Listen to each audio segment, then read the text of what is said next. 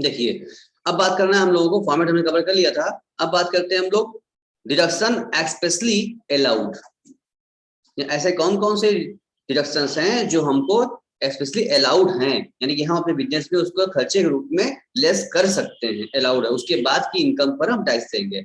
अगर हम कोई बिजनेस करते हैं बेटा, मान लो कि अगर 10,000 रुपए का हमने गुड्स सेल किया तो 10,000 मेरे हाथ में आ गया, तो क्या है 10,000 मेरी इनकम है, इस 10,000 पे हम टैक्स देंगे नहीं।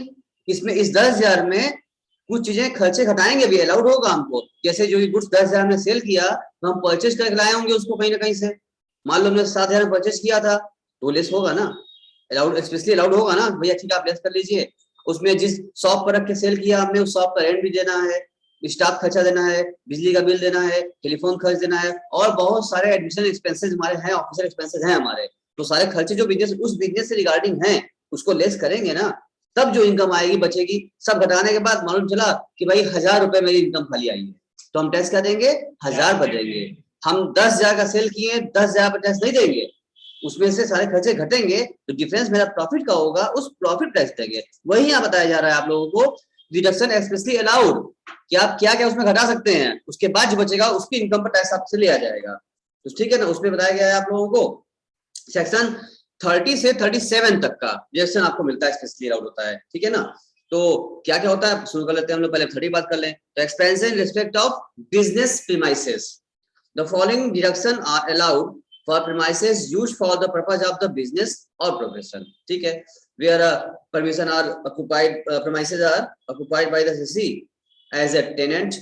ऐसी बात है, अगर कोई बिजनेस से रिगार्डिंग कोई प्रॉपर्टी आप यूज कर रहे हैं, कोई प्रीमाइसेस आप यूज कर रहे हैं, तो इसमें दो बातें हो जाएंगी। अगर आपने उसको किराए पर लिया हुआ है, मैक्सिमम लोग तो जितनी दुकानें चल रही है सब क्या होती है, या शोरूम चल रहा है सब किराए पे लिए हुए हैं, तो जो आप रेंट पे कर रहे हैं तो वो रेंट आपके अलाउड हो जाएगा, क्योंकि आपकी जो इनकम जो बिजनेस हुआ है उसमें एक खर्चा घटाया जाएगा आपका, उसके बाद जो इनकम आएगी वो आपकी इनकम मानी जाएगी, तो ये खर्चा अलाउड हो जाएगा आपका अगर आपका रेंट पे दिया है तो। दूसरा, if he has undertaken to bear the cost of repair to the premises, the amount paid on account of such repair, ठीक है ना। एक्सपेंसेस का दिया है, एक्सपेंसेस में the amount paid on account of repair shall not include any expenses during the nature of capital expenditure. अगर आपने कोई कैपिटल एक्सपेंडिचर टाइप का खर्चा कराया है, जैसे कि 2 मंजिल था, 1 मंजिल और बना लिया, 1 फ्लोर और बना लिया, थर्ड फ्लोर हो गया आपका, तो ये होता है कैपिटल एक्सपेंडिचर, वो उसका खर्चा नहीं मिलेगा। क्यों? क्योंकि वो तो क्या हो गया आपका कैपिटल में जाएगा, कॉस्ट ऑफ इंप्रूवमेंट में जाएगा, तो यहाँ नहीं मिलेगा, वो तो आपका प्रोसेस हो गया है। हाँ, कोई रिपेयर मेंटेनेंस आपने अगर कराया है तो उसका खर्चा आपको मिलेगा, ठीक है। उसके बाद फिर क्या हो रहा है, any amount paid on the of land revenue, local taxes और म्युनिसिपल टैक्सेस, ये भी क्या है, खर्चा है। कौन सा आएगा, कहाँ घटेगा भाई, हम तो बिजनेस पर्पस के यूज कर रहे थे, ये भी पेमेंट करना पड़ा, अलाउ खर्चा हो गया, आप प्रॉफिट लॉस अकाउंट में डेबिट करिए, मतलब अपनी घटा लीजिए उसको आप, उसके बाद तब टैक्स दीजिएगा। और उसके बाद आ रहा है the amount of any premium paid in respect of insurance against the risk of damage or destruction of the premises। कोई इंश्योरेंस प्रीमियम दिया है, लाइफ इंश्योरेंस प्रीमियम जमा करोगे वो अलाउड नहीं होगा, यहाँ पर डिसअलाउड हो जाएगा। लेकिन बिजनेस प्रीमाइसेस का है, स्टॉक का है, गुड्स का, लॉस में कुछ भी आपने इंश्योरेंस प्रीमियम दिया हुआ है वो अलाउड हो जाएगा, आप लेस कर लीजिए, स्पेशली अलाउड है, ये सब कोई दिक्कत नहीं है, आप लेस करिए, आप डेबिट करिए आप, उसके बाद जो इनकम आएगी उस पर टैक्स देंगे आपसे, गवर्नमेंट ये कहती है। फिर बी पॉइंट आ रहा है, where the premises are occupied by the assessee as a owner. अभी तक क्या पढ़े थे हम लोग, जब वो किराए पर था तो अपना शोरूम या अपना बिजनेस जो भी कर रहा है किराए पे के प्रीमाइसेस में कर रहा होता है, इतनी चार चीजें आपको मिल गया, जैसे मिल जाएगा, लेस कर लीजिए आप। अब बात कर रहा है where the premises are occupied by the assessee as a owner, मतलब उसका जो बिल्डिंग है वो खुद का है, खुद के एक बिल्डिंग में क्योंकि बिजनेस कर रहा है, ऐसे केस में repair charges, amount of land revenue, local taxes, municipal tax या और इंश्योरेंस प्रीमियम, ये आपको अलाउड हो जाएगा खर्चा। रेंट तो आपको देना नहीं पड़ेगा, तो कहाँ अलाउ करेंगे, एक किराया दिया था तो अलाउ हुआ था, यहाँ खुद का था तो वही अलाउड गए। अब प्लीज नोट, अच्छा भाई क्या note, if the business premises belong to the assessee, no reduction in respect of the of rent will be allowed to him. खुद का है, आपने रेंट तो पेमेंट दिया नहीं है, जब रेंट दिया ही नहीं है तो घटाएंगे क्यों, आप घटाएंगे भी नहीं इसका मतलब। दूसरा, if the assessee is partnership firm and the business premises belong to a partner of the firm, the rent payable to the partner will be an allowable deduction, तब अलाउ हो जाएगा। अगर आप पार्टनरशिप फर्म है और जो building use कर रहे हैं वो किसी एक पार्टनर का है, तो भाई पार्टनर का है ना, वो तो फर्म का नहीं ना है। अगर फर्म वो बिल्डिंग परचेज करके फर्म चला रहा है तब नहीं मिलेगा, लेकिन वो किसी पार्टनर से लेकर के यूज कर रहा है तो रेंट नहीं पड़ेगा। अरे बाहर देते आप रेंट नहीं पड़ता आपको ना, तो ऐसा रेंट अलाउड होगा, क्योंकि पार्टनर रेंट दिया जाएगा, आप देंगे तो अलाउड हो जाएगा आपको। अगला फिर क्या बोला, if the CC is a tenant in that premises and part of the premises is used by him as dwelling house and the other part is used for the business. अच्छा, the amount of reduction in respect of shall be allowed proportionally. ऐसा कोई building है जिसमें आप dwelling use कर रहे हैं, मतलब उसमें आधे में आप बिजनेस कर रहे हैं, नीचे ग्राउंड फ्लोर पर आपका शॉप है और ऊपर फर्स्ट फ्लोर पर आप रहते हैं, तो पूरे बिल्डिंग का जो खर्चा आएगा क्या पूरा अलाउ किया जाएगा? नहीं। अगर आधे में आप रह रहे हैं प्रपोर्शनली, आधे में आप रह रहे हैं, आधे में आपका बिजनेस दुकान चल रही है आपकी, तो आप में खर्चा वहां का अगर 10,000 रुपया आया है तो अलाउ कितना होगा? 5,000 होगा। समझ में आई बात? अगर पूरा बिल्डिंग यूज किया था बिजनेस पर्पज के लिए तो पूरा खर्चा अलाउड होता है। क्या सब बच्चों की बात समझ में आ रही है? सभी लोग देख पा रहे, सुन पा रहे हैं? बोलिए, क्या हम आगे बढ़ सकते हैं आराम से? ये सब खर्चे एक्सप्रेसली अलाउड हैं। क्या आपको समझ में आ रहा है सबको? बोलो, क्यों नहीं बोलते हो आप लोग? Yes sir. चलिए, तो दीक्षांत, महेंद्र, सलभ, दीक्षांत सो गए? दीक्षांत कहाँ गया? दीक्षांत कहाँ गए? Yes sir. हमको पता चल जाता है ना कि आप लोग वीडियो ऑफ किए रहेंगे, हम बोल रहे हैं और कहीं रख के डिवाइस और अपना कुछ भी काम कर रहे होंगे आप। अभी हम चिल्लाएंगे। अरे नहीं सर। भाई कंसंट्रेट करो बच्चा, नहीं तो कुछ समझ नहीं आएगा। आप कंसंट्रेट कर रही है तभी अच्छे समझ पाएंगे आप, ठीक है? चलो देखें, तो अगला फिर कहाँ गया? तो हो गया। सेकेंड पॉइंट क्या रहा है? Repair and renewals. अभी तक जो हमने पढ़ा है वो हमने पढ़ा सेक्शन 30, तो कुल मिला के कितना मिलता है हम लोगों को अलाउ? सेक्शन 30 से 37 तक हम लोगों को रिडक्शन एक्सप्रेसली अलाउड है, जो प्रॉफिट लॉस में अलाउ कर सकते हैं। ये आप जानेंगे तब तो क्वेश्चन लगाएंगे कि अलाउड है, तो आप जानेंगे अलाउड है तो आप कुछ नहीं करेंगे, अलाउड है बाहर अंदर देख लेंगे आप लोग। पता होना चाहिए आपको क्या क्या अलाउड होना चाहिए बिजनेस में। तो एक तो पढ़ लिया हमने 30। अब पढ़ते हैं सेक्शन 31, 37 तक जाना है हम लोगों को, ठीक है? Be careful. फिर कैसे क्या? Repair and insurance of machinery, plant and furniture. अब आपको इसी बिजनेस में मशीन नहीं है, प्लांट में यूज कर रहे हैं और बिजनेस पर्पज के लिए यूज कर रहे हैं, जितना भी खर्चा उस प्लांट मशीन पर किए होंगे वो क्या माना जाएगा आपके लिए? अलाउेबल खर्चा है और स्पेशली अलाउड होगा। आप जैसे मशीन काम कर रही है, मशीन में कुछ गड़बड़ी आई है, उसको आप बुलाएंगे, उसका मरम्मत कराएंगे, रिपेयर कराएंगे, ऑयलिंग ग्रीसिंग कराएंगे, ऑयलिंग कराएंगे, फिर मशीन काम करेगी। तो बिजनेस खर्चा हुआ ना, बिजनेस पर्पज के लिए, बिजनेस के लिए ही, प्रोडक्शन के लिए आपने खर्चा किया है, अलाउड हो जाएगा। आप इसके एक्सपेंस को डेबिट करिए अपने प्रॉफिट लॉस अकाउंट में। हाँ, खाली एक्सटेंशन ना होना चाहिए। कोई भी आप कैपिटल एक्सपेंडिचर करेंगे, आप कोई एक्सटेंशन करेंगे, उसकी पावर लिमिट बढ़ाएंगे, एडिशन उसमें होगा, अगर एक्सटेंशन होगा तो वो यहाँ पर नहीं, तो कैपिटल एक्सपेंस हो जाएगा, वो कैपिटल गेन में जाएगा। रेवेन्यू खर्चे यहाँ पर आपके अलाउड हो जाएंगे। And you know very well difference between the revenue and capital expenditure, no problem. अब थर्ड बात करते हैं हम लोग उसमें, डेप्रिसिएशन एंड इन्वेस्टमेंट अलाउंसेस, ठीक है ना? अब जाहिर सी बात है, इसको यहाँ पर इसने लिख दिया किसी chapter on depreciation on investment allowances. अब चैप्टर में कह दिया, याद करो जब हम आप लोगों को वो सेक्शन 50 पढ़ा रहे थे, 52 पढ़ाए थे हम कैपिटल गेन में, जो एक डायग्राम एक चार्ट बनवाए थे हम डेप्रिसिएशन वाला, उसी जब हम शॉर्ट टर्म लॉन्ग टर्म बताते रहे वहीं पर हमने आपको बताया था, सिखाया था। देखो ये चार्ट में हमारा हमने क्या कर लिया है, इसमें डेप्रिसिएशन कब और कहाँ अलाउड होने वाला है चार केस था, याद आ रहा है? 50 वाले में नहीं याद आ रहा है? वही पे सिखाया था हमने, कहा था आप देखो यार पढ़ लो, यहाँ शॉर्ट टर्म कैपिटल गेन भी मशीन पर लोग कर रहे हैं और डेप्रिसिएशन भी यही समझ लो, पीजीवी में चलेंगे वहां काम आएगा। इसका एक अलग से चैप्टर बनाया उसने, और हमने क्या कर लिया आपको उसी में समझा दिया था। हमने आपको अगर नहीं याद हो तो एक बार दिखा दिया आपको फिर से, तो शायद आपको याद आ जाए। याद आ रहा है आपको? हाँ, जो हम ब्लॉक वाइज काम कर रहे थे। देखो ये वाला चार्ट था, नहीं याद हो तो आप देख लीजिए। दिखा आपको? सबको नहीं दिखा? क्या दिखा? सब तो हम रखे रहते हैं इसलिए कि आपको आपकी याददाश्त हम वापस ले आए, जिसने नहीं बनाया होगा वापस बना ले। कुछ याद आया सबको? सब लोग क्लास में था, ये वाले क्लास में था सब लोग? ये हम सेक्शन 50 में पढ़ाए थे, 1 और 2 पढ़ाए थे जब इसमें हम, तो यही आपको सिखाया था हमने, आप ध्यान दीजिए, जिसने ना बनाया हो स्क्रीनशॉट ले ले। हमने बताया था आप लोगों को ऐसे केस में यहाँ तो शॉर्ट लॉन्ग टर्म आता, और यहाँ भी हमने यहाँ पर किया था, तो यहाँ पर डेप्रिसिएशन कहाँ अलाउड हुआ था, चारों केसेस में 4 केस बनते थे, इसका क्वेश्चन लगवाया था हमने आपको वहीं पर कि कहाँ अलाउड होगा, देखो depreciation will be allowed second case में था, और उसमें एक शॉर्टकट हम लिखवाया, नोट बनवाया था हमने आपको कि ब्लॉक में एसेट्स हो ना, ब्लॉक में एसेट्स हो और ब्लॉक की वैल्यू भी क्या हो, पॉजिटिव हो, तब क्या मिलेगा, तब जाके आपको ब्लॉक डब्ल्यू भी आ रही हो पॉजिटिव और ब्लॉक में एसेट्स भी हो, तभी क्या मिलता है आपको, डेप्रिसिएशन आपका क्लेम मिलता है। वैसे इसलिए वहां पर हम भी पढ़ा चुके थे, बुक वाला पढ़ा चुका था, इसलिए रेफर कर दिया कि वहां जाओ तुम वहां देख लो। तो तुमको तो याद आ गया ना, हटाएं इसको, बोलो। Yes sir. सबने क्लास किया था ना पंकज, तुम इसमें थे नहीं थे इस क्लास में? सर रिकॉर्डिंग देखे थे। अरे किए थे ना, चाहे जैसे भी। हाँ चलो तो अपने वापस अपनी क्लास पर, यहाँ पर, यहाँ भी इसने भी कह दिया है कि डेप्रिसिएशन वाला जो इन्वेस्टमेंट लॉस जो आप चैप्टर देख लीजिए आप, तो उसका एक अलग चैप्टर भी है, मौका तो वहाँ भी हम आज दोबारा आ जाएंगे हम, तो उसी प्रकार से यहाँ भी लगाएंगे ब्लॉक वाइज डेप्रिसिएशन अलाउड होगा हम डब्ल्यू बेसिस पर, कोई और खर्चा होता है। अच्छा अब चौथा पॉइंट आपके सामने आ रहा है, क्या आ रहा है sir, T development account, coffee development account and rubber development account. अच्छा ऐसा बिजनेस जो कि क्या है, चाय कॉफी रबर का बिजनेस करते हैं, तो उन ऐसे बिजनेस वालों को भी कुछ चीजें एक्स्ट्रा अलाउड की जाती है, कुछ खर्चे स्पेशली उनको अलाउड होते हैं, उसके बारे में प्रोजेक्ट बना हुआ है, एक एक करके हम लोग समझते जाएंगे।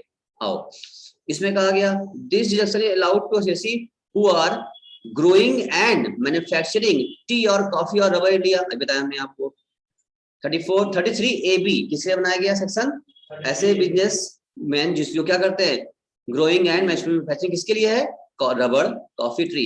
अच्छा एक बात बताइए, चाय समझ में आ रहा है, कॉफी समझ में आ रहा है, ये रबर क्या मन कैसे, मतलब क्या रबर क्या है, ये कौन सी रबर की बात कर रहा है, ये रबर जो आप लोग पेंसिल से लिखने के बाद उसको इरेजर उसको मिटाते हैं आप रबर, ये क्या ये वो रबर है, या फिर जो आप लोग उसी का जो आपने वो क्या बोलते हैं हेयर बैंड जो अपने बाल में रबर लगाते हैं आप लोग, या मिठाई वाला मिठाई डब्बे में रबर चढ़ा देता है हम लोगों को ना, क्या ये वो रबर है, वही वाला होगा महेंद्र। अच्छा बोलो तुम बोलो इसका कौन सा रबड़ है ये, अब यहाँ पर भाई याद है बता दें, मैंने बेसिकली ना चीज पता हो आपको, पूरा प्रेजेंट पढ़ा दिया हमने, आपको पता चल पाएगा पढ़े क्या। भूमिका सर नेचुरल रबर मतलब क्या, कौन सा रबड़, जो भूमिका पेड़ से जो पेड़ से हम लोग निकालते हैं सर, वो वाला। तुम निकालते हो पेड़ से, सर फैक्ट्री में जो यूज होता है मशीन में लगाने में। तुमको पता है कौन सा रबड़ की बात कर रहा है ये, भाई टी कॉफी समझ में आ रहा है, ये रबड़ कौन सा रबड़ है जो हम लोग अपने बाल में लगाते हैं रबड़, हम लोग मतलब आप लोग, हम कहाँ लगाते हैं, आप लोग लगाते हैं ना रबड़, या फिर वो किसी को सामान खरीदते हैं रबड़ पन्नी में चढ़ा देता है रबड़, तो रबड़ है ये। भूमिका इसका, सोनल बोलो, सुभी अब कोई बोलेगा ही नहीं बेटा, ये रबड़ की एक लकड़ी होती है, रबड़ की लकड़ी आती है, जैसे कि आम की लकड़ी होती है ना, पेड़ की होती है ना, रबड़ का पेड़ होता है, तो सही बोल रहा है रिक्शा, जैसे हाँ, तो जैसे ये आम की लकड़ी होती है, साखू की लकड़ी होती है ना, दरवाजा से बनता है, खिड़की बनते हैं, बेड बनते हैं, ऐसे रबड़ की लकड़ी होती है, रबड़ का पेड़ होता है, उसमें लकड़ी निकलती है, रबड़ का काम करते हैं, बहुत महंगी होती है, बहुत महंगा होता है ये आज की डेट में इसका नाम बहुत बढ़ चुका है।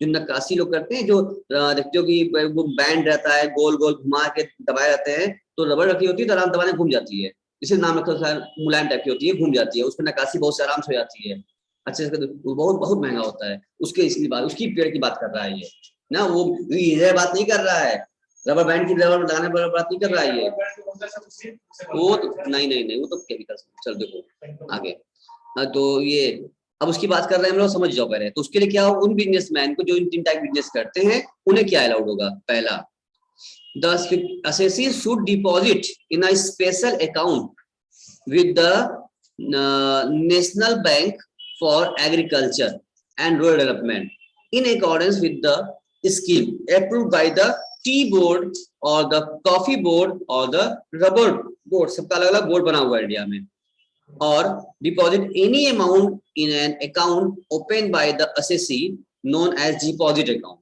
ठीक है। in accordance with the deposit scheme framed by the tea board, coffee board, rubber board, as case may be. इनको क्या मिलता है डिडक्शन? देखो ऐसे बिजनेस वालों को डिडक्शन मिलेगा तो क्या मिलेगा, नीचे दिया है, उनको एक अलग से अकाउंट खोलना पड़ेगा, ठीक है ना, और एज पर बोर्ड के हिसाब से, और अकाउंट खोलने के बाद बैंक फॉर एग्रीकल्चर अकाउंट खोलना पड़ेगा आपको।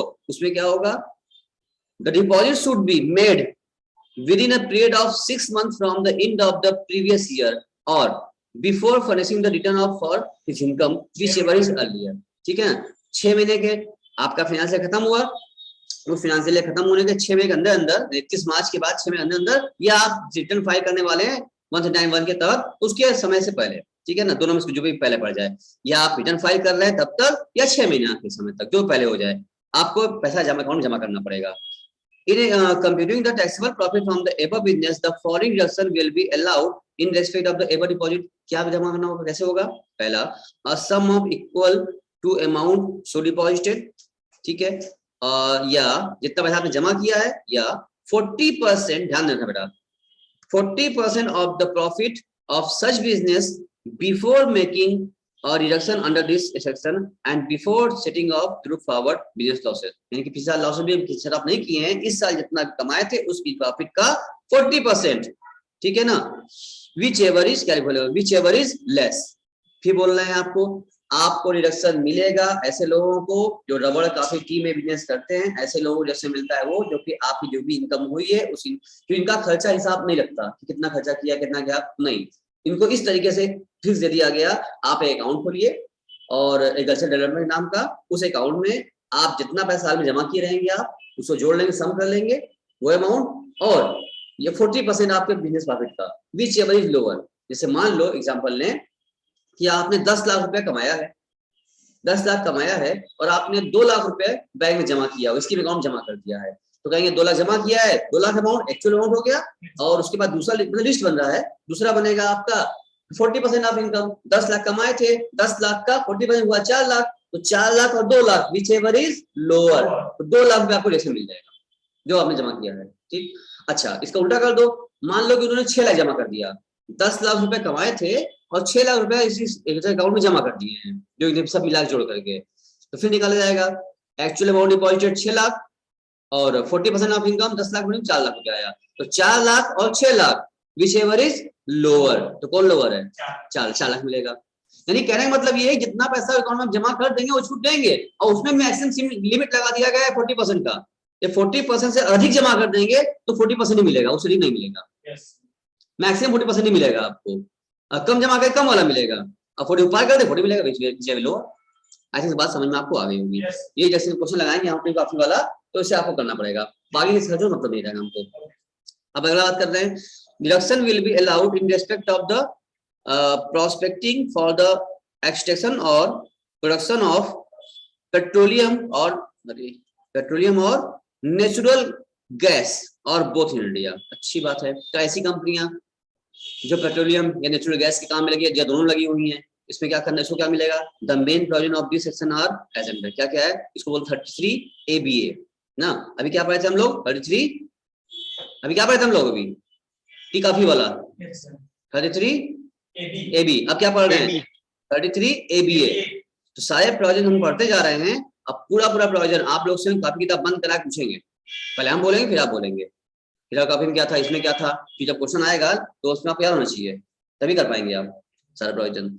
इसमें इनको क्या मिलेगा भाई साहब, चेक किया जाए, और reduction will be allowed if central government has, क्या लिखा है, inter into a agreement with the SSC, क्या बोला, a reduction will be allowed if the central government has entered into an agreement with the SSC, the central government agreement करेगा तो, और the SSC has before end of the previous year deposit the amount, यहाँ इनको भी क्या करना पड़ेगा, account जमा करना पड़ेगा in the special account with the State Bank of India for the prescribed purpose of scheme approved in the behalf of by government of India in the Ministry of Petroleum and Natural Gas के आधार पर, या is an account side स्टोरेशन account, सारे account खोलिए, उसमें आप जमा करिए scheme account में, मिनिस्टर ऑफ फोर्स का बताएगा, और क्वांटम क्या होगा जमा करने का आपका, a sum of equal to amount aggregate of sum amount deposit, मतलब कि एक्चुअल अमाउंट क्या साल में जमा किया आपने, अमाउंट डिपॉजिटेड एक्चुअल, या 20% of the profit such business computed कैसे किया जाएगा, under the head of business gain before making any deduction of the this section